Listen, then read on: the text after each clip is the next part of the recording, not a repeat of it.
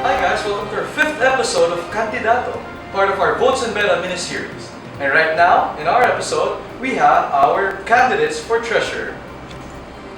I am Raul Pagayan from the Department of Financial Management, running for the position of treasurer together with the Sandigis Party. I am John Paulo Howe from the Department of Psychology, running as your student council treasurer under the banner of NYP. Okay, so guys, just a disclaimer, we don't have Myri Filanculio present here because she had to accompany her mother in the hospital. So guys, for your first question, Ralph, ikaw muna. How much value do you place on your personal integrity and character? Siyempre bilang treasurer, sobrang mahalaga yung integrity mo as a person. And dun mababase yung tiwala sa'yo ng mga tao. So, I value my integrity highest kasi it is very essential for the people to know that you are integrated with your principles, and by that, malalaman nila kung sino talaga ang tamang leader na piliin nila, and for me, I am that. So as a person, dapat parang, di ba, bibigyan natin yung best natin. And with that, yung integrity natin, doon natin ang bibigay yung kung sino tayo, kung dapat yung para sa mga tao, para sa atin. Kasi, why do we have to value it? Kasi, ayun yung parang nagpapakita kung sino ka talaga.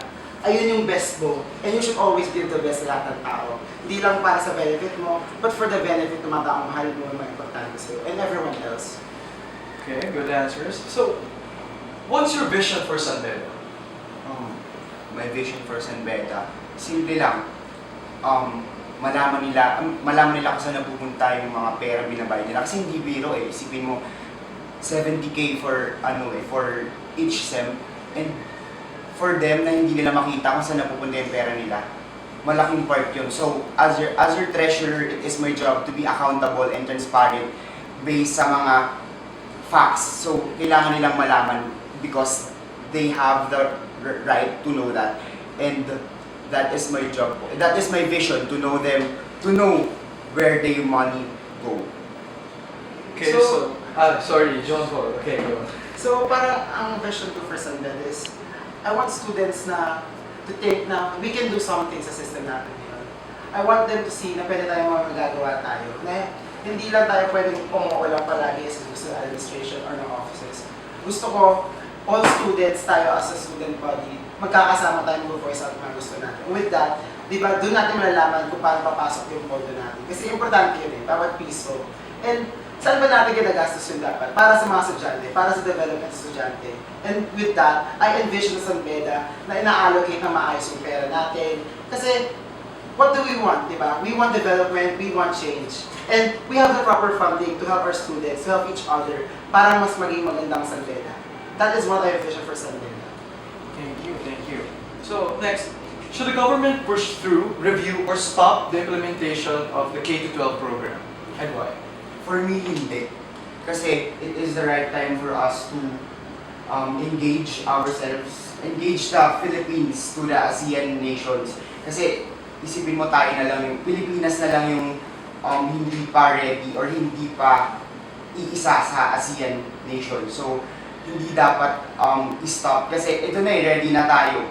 And kung sino man nagsabi na hindi pa tayo ready, well, in fact, ready tayo sa lahat ng repercussions when it comes to K-12. And it is very essential sa mga tao na makisabay sa ibang bansa kasi nahuhuli tayo, Pilipinas, sa pag-angat. So, kailangan natin sumabay. And ang K-12, sobrang laking advantage niya para makasabay tayo. Kasi the education is the most important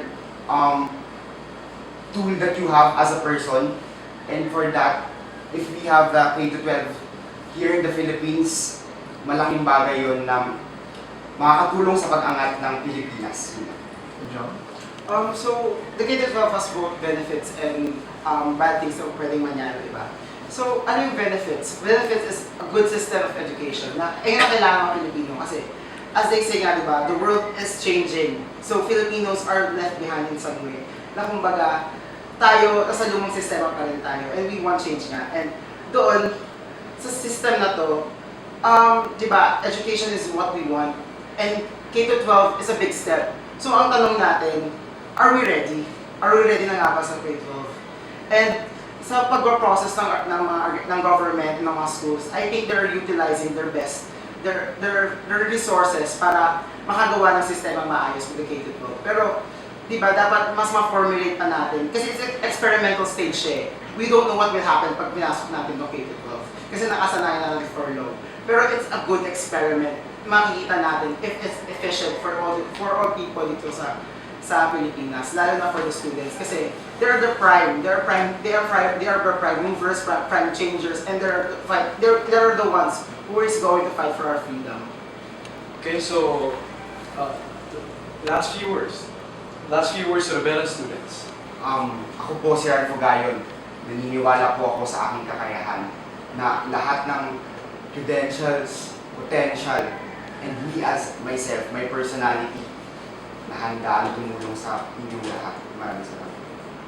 Pedants, iba, bawat benepisyo natin, gusto natin natatanggap natin. And may pondo tayo para doon. Gusto kong maramdaman natin lahat, na pwede tayo gumawa ng mga changes, na pwede tayo mag-desisyon para sa sarili natin. With proper funding, ang dami natin pwedeng magagawa. Dapat hindi tayo nakukulong sa sistema ganun, na ito lang yung binibigay sa atin.